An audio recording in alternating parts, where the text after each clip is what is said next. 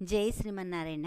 ఈరోజు ఈ వీడియోలో మనం శ్రీ మహావిష్ణువు యొక్క 8వ అవతారమైన శ్రీకృష్ణ పరమాత్మ యొక్క అవతార వర్ణనను భాగవత పురాణంలోని దశమ స్కందం నుండి తెలుసుకుందాం.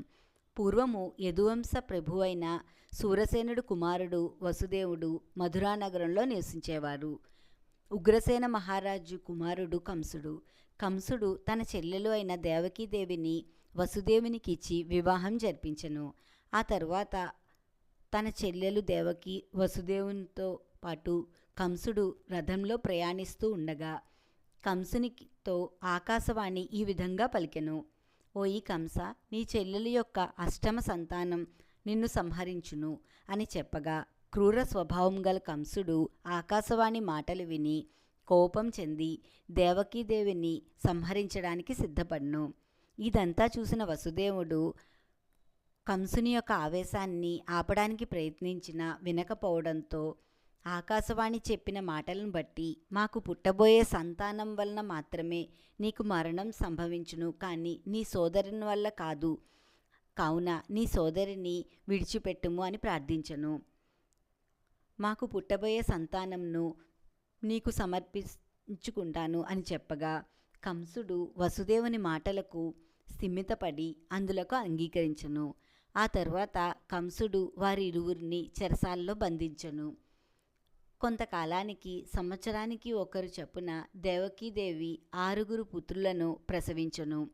వారందరినీ ఇచ్చిన మాట ప్రకారం వసుదేవుడు పుట్టగానే కంసునికి అప్పగించగా కంసుడు వారందరినీ సంహరించెను. ఆ తర్వాత దేవకి గర్భమున ఆదిశేషువు సప్తమ సంతానంగా ప్రవేశించెను.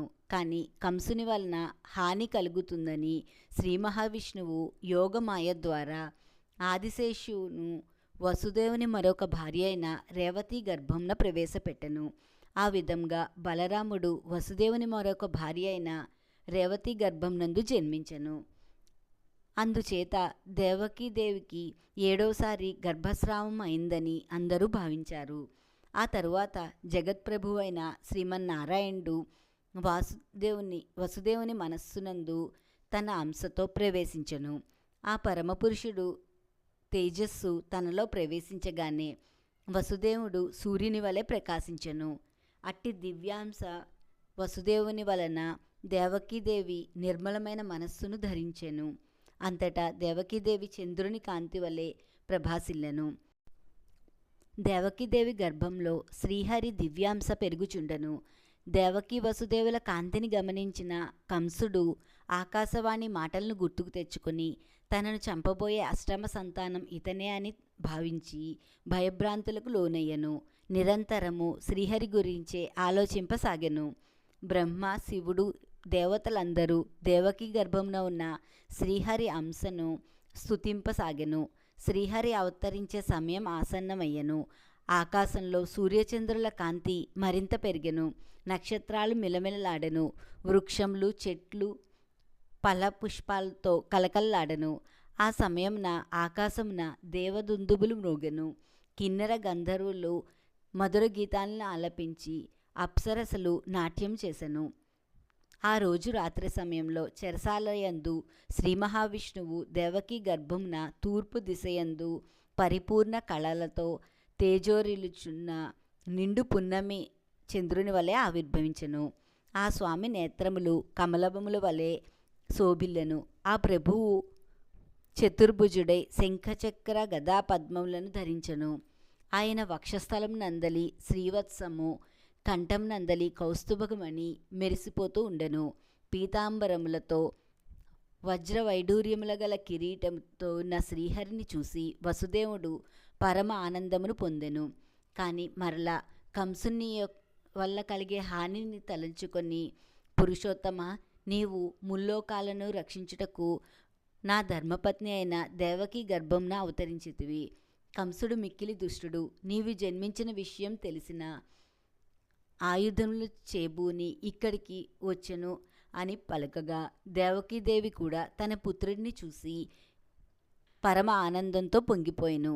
అదే సమయంలో కంసుని వలన కలిగే హాని తలుచుకొని బాధపడుతూ ఉండగా శ్రీహరి ఈ విధంగా పలికెను: పూర్వము నీవు పృశ్ని వసుదేవుడు సుతపుడుగా ఉన్నప్పుడు పృశ్నిగర్భుడు అనే నామంతో మీకు పుత్రుడినయ్యను.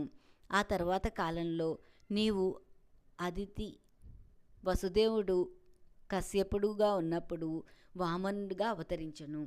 ఈ జన్మంలో నేను మీకు చతుర్భుజ రూపంలో అవతరించను. పూర్వజన్మ స్మృతులు గుర్తుకు తేవడం కొరకు నేను చతుర్భుజుడనై నీకు దర్శనమిచ్చను అని పలికి ఆ పిదప సామాన్య శిశురూపంను దాల్చెను. ఆ తరువాత వసుదేవుడు భగవంతుడైన శిశువును చెరసాల నుండి బయటకు తీసుకువెళ్లే సంకల్పం చేసెను. అదే సమయమున గోకులంలో నందుని భార్య అయిన యశోదాదేవికి యోగమాయ అనే ఆడ శిశువు జన్మించెను. శ్రీహరి యొక్క మహిమతో చెరసాల యొక్క తలుపులన్నీ తెరుచుకొని ద్వారపాలకులందరూ గాఢ నిద్రలోకి వెళ్ళెను. ఆకాశంలో మేఘములు కమ్మి భయంకరమైన వర్షము కురుస్తూ ఉండగా ఆదిశేషువు శిశువుపై వర్షం పడకుండా ఛత్రమయ్యను. యమునా నది వసుదేవుడు శిశువును తీసుకెళ్లడానికి వీలుగా మార్గము ఏర్పరచగా వసుదేవుడు రేపల్లెకు చేరి నందుని గృహమునకు వెళ్ళి నందుని భార్య అయిన యశోద పక్కన ఉన్న ఆడ శిశువుని తీసుకొని తన పుత్రుడను యశోద పక్కన పడుకోబెట్టి తిరిగి మధురానగరంలో ఉన్న చెరసాలకు వచ్చెను. ఇదంతా అయిన తరువాత ద్వారపాలకులందరూ మేలుకోగా పసిపాప ఏడుపు వారికి వినపడింది. దేవకీదేవి ప్రసవించిందన్న విషయాన్ని కంసునికి తెలియచేయగా కంసుడు ఆఘమేఘాల మీద చెరసాలకు వచ్చి శిశువుని సంహరించబోగా దేవకీదేవి కంసుని పాదాల చెంత చేరి పుట్టింది ఆడ శిశువు కాబట్టి ఈ శిశువుని విడిచిపెట్టమని ప్రాధేయపడ్ను. అయినప్పటికీ కంసుడు ఆ శిశువుని సంహరించడానికి ప్రయత్నించగా ఆ శిశువు ఆకాశంలోకి ఎగిరి శక్తి రూపిణిగా మారి నిన్ను సంహరించే పుత్రుడు వేరొక చోట పెరుగుతున్నాడని చెప్పి మాయమయ్యను. ఈ విషయాన్ని విన్న కంసుడు మరింత కోపం చెంది తన రాజ్యంలో మంత్రులను సేనాధిపతులను పిలిచి చుట్టుపక్కల ప్రాంతాల్లో జన్మించిన శిశువులను తీసుకువచ్చి తనకు అప్పగించమని ఆజ్ఞాపించాడు. రేపెల్లలో యశోద మాయ తొలగి మెలకు వచ్చిన తర్వాత తన పక్కన ఉన్న మగ శిశువును చూసి ఎంతో ఆనందం పొందింది. నందుడు కూడా తన పుత్రుడిని చూసి పరమ ఆనందమును పొంది ఆ విషయంను రేపల్లెలో అందరికీ తెలియచేసి కానుకలను పంచెను. ఈ విధంగా శ్రీ మహావిష్ణువు యొక్క 8వ అవతారమైన శ్రీకృష్ణ భగవానుడు దేవకీ వసుదేవులకు జన్మించి యశోదానందుల దగ్గర పెరిగెను. శ్రీకృష్ణుడి యొక్క జన్మ వృత్తాంతంను వినిన వారికి చదివిన వారికి జన్మ పాపాలు తొలగిపోయి ఆయువు ఆరోగ్యం కలుగుతుందని భాగవత పురాణంలో తెలియజేయబడింది. కృష్ణాష్టమి సందర్భంగా మన అందరం శ్రీకృష్ణుని యొక్క అవతార వర్ణనను చదివి విని ఆ శ్రీకృష్ణుని యొక్క అనుగ్రహాన్ని పొందుదాం. ఈ వీడియో మీకు నచ్చితే నా వీడియోని షేర్ చేయండి, లైక్ చేయండి. ఇలాంటి మరిన్ని ఆధ్యాత్మిక వీడియోలు చూడాలంటే దయచేసి నా ఛానల్ని సబ్స్క్రైబ్ చేయండి. ఈశ్వరి గుడిమెట్ల. జై శ్రీమన్నారాయణ.